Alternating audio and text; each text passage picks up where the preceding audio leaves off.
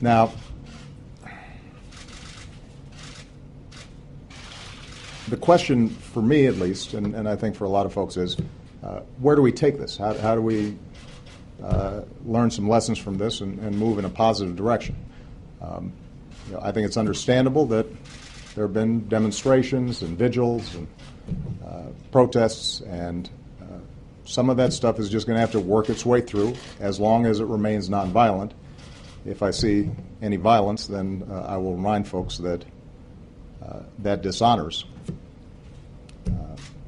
what happened to Trayvon Martin and his family.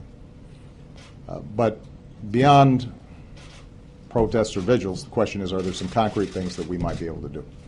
I know that Eric Holder is reviewing what happened down there, but I think it's important for people to have some clear expectations here.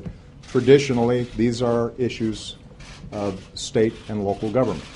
The criminal code and law enforcement is traditionally done at the state and local levels, not at the federal levels.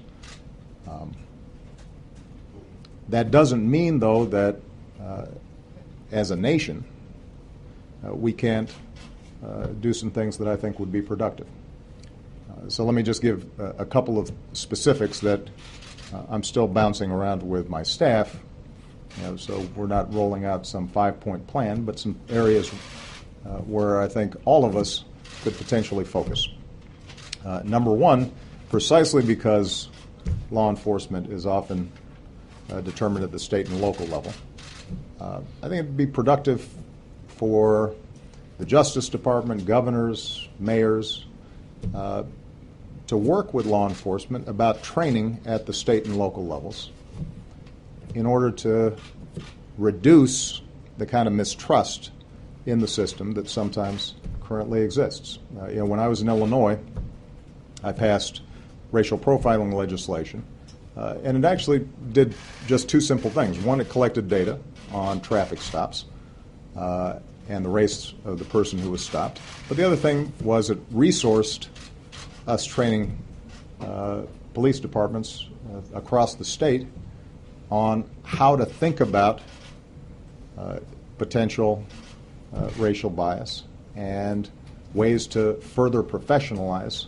what they were doing. And initially, the police departments across the state were resistant, but actually they came to recognize that if it was done in a fair, straightforward way, that it would allow them to do their jobs better, and communities would have more confidence in them and in turn be more helpful in applying the law. And obviously law enforcement's got a very tough job. So that's one area where I think there are a lot of resources and best practices that could be brought to bear if state and local governments are receptive. And I think a lot of them would be. And let's figure out, are there ways for us to push out that kind of training.